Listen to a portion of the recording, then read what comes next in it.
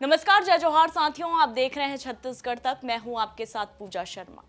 11 लोकसभा सीटों वाले छत्तीसगढ़ में चुनाव संपन्न हो चले हैं और अब शुरू हो गया है अटकलों का दौर।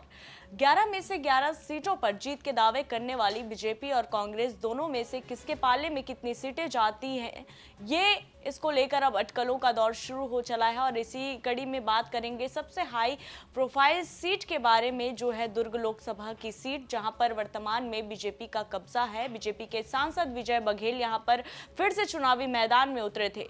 बता दें कि साल 1996 से लेकर साल 2009 तक बीजेपी के कब्जे वाले इस सीट पर साल 2014 में कांग्रेस ने कब्जा जमाया, लेकिन फिर साल 2019 में एक बार फिर से बीजेपी के हाथों में यह सीट चली गई।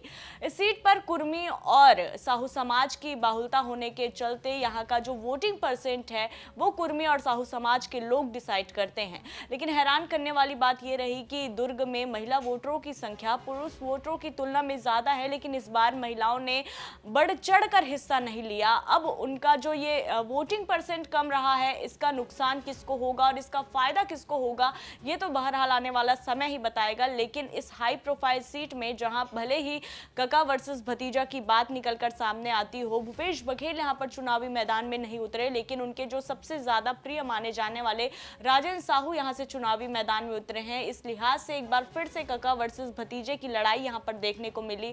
लेकिन इस बार दुर्ग लोकसभा सीट में क्या बीजेपी के लिए वापस इस सीट पर जीत पाना इतना आसान होगा?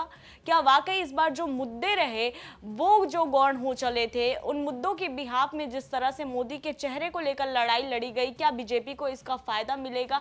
सवाल काफी ज्यादा है और इन्हीं सवालों के जवाब जानने के लिए छत्तीसगढ़ तक ने दुर्ग में लगाई अपनी चौपाल और पत्रकारों से की खास बातचीत। तो आइए आपको सुनाते हैं पत्रकारों ने क्या कहा। दुर्ग की आबो हवा इस बार क्या कुछ कहती है, सुनिए पत्रकारों की जुबानी। मुद्दे तो भाजपा ने तो राम मंदिर, धारा 370 और 400 पार ये नारा देके चुनाव मैदान में लड़ी, और कांग्रेस ने उसको डिफेंड करते हुए आरक्षण का मुद्दा उठाया, संविधान में संशोधन, संविधान ख़त्म कर देंगे का मुद्दा उठाया।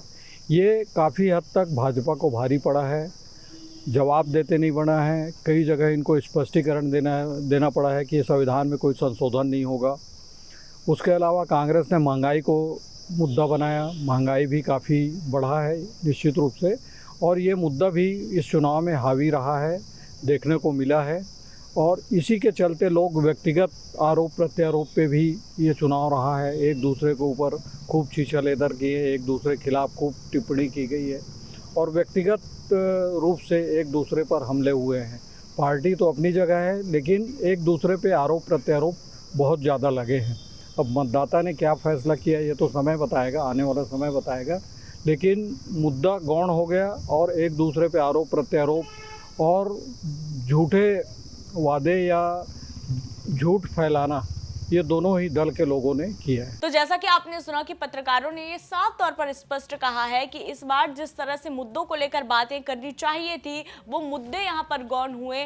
पूरी बयानबाजी का यहाँ पर दौर चला, हवाबाजी यहाँ पर हुई, लेकिन मुद्दों पर किसी ने बातचीत नहीं की। इसके साथ ही साथ पत्रकारों ने ये भी कहा कि जिस तरह से राष्ट्रीय मुद्दों को लेकर यहाँ पर बीजेपी लेके आई, तो वहीं कांग्रेस ने उन्हें डिफेंस में संविधान को लेकर घेरा और इस तरह से बीजेपी की मुश्किलें बढ़ गई कि बीजेपी कई जगह पर स्पष्टीकरण भी देते हुए नजर आई। यानी कहीं ना कहीं कांग्रेस का इस बार जो जवाब देना था बीजेपी के तमाम मुद्दों को लेकर, वो कहीं ना कहीं बीजेपी को भारी पड़ता नजर आया। इसके अलावा पत्रकारों ने और क्या कुछ कहा, झूठ फैलाने की बात और झूठे वादों पर यहाँ पर चुनाव होने की बात कहते हुए पत्रकारों ने और क्या कुछ कहा, ये भी सुन लीजिए। सभा क्षेत्र में भी देखें प्रचार की तासीर को, तो भाजपा के जो मौजूदा प्रत्याशी रहे हैं उन्होंने कभी ये नहीं कहा कि आप भाजपा प्रत्याशी को वोट दें। उन्होंने यही कहा अपने प्रचार के दौरान कि मोदी जी को प्रधानमंत्री बनाइए, राष्ट्रवाद के नाम पर वोट दीजिए। जबकि चाहिए ये था कि वो 5 साल से सांसद हैं,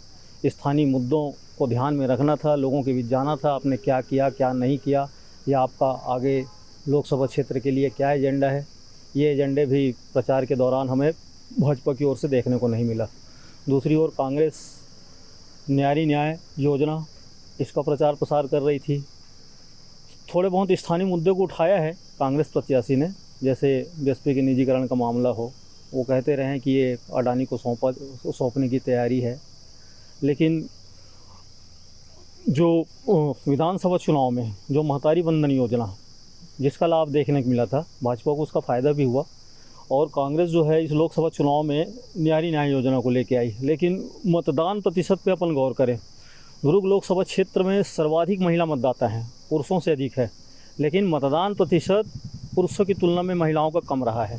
तो ये वोट किधर गए हैं, किसके पक्ष में गए हैं, ये तो नतीजे आने के बाद ही पता चल पाएंगे। तो जैसा कि आपने सुना कि दुर्ग के वरिष्ठ पत्रकार जो काफी नजदीक से दुर्ग की राजनीति को देखते आए हैं, उन्होंने ये स्पष्ट कह दिया है कि जैसे बीएसपी भिलाई स्टील प्लांट पर लेकर यहाँ पर बातचीत होनी चाहिए थी, बहुत अहम मुद्दा है ये दुर्ग का, लेकिन इस पर किसी ने बात नहीं की।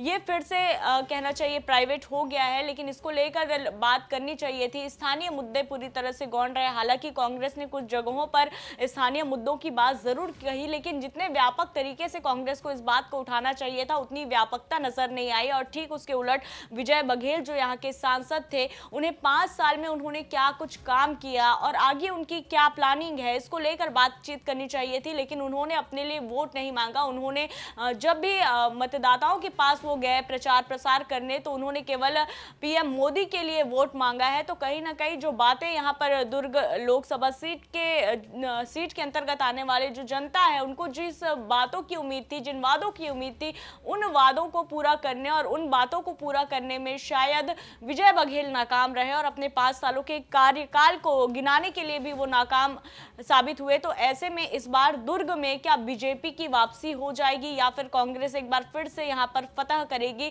ये देखना काफी ज्यादा रोचक होगा। तो फिलहाल इस रिपोर्ट में इतना ही साथियों। छत्तीसगढ़ से जुड़ी ऐसी तमाम खबरों से अपडेट रहने के लिए देखते रहिए छत्तीसगढ़ तक। जय जोहार, नमस्कार।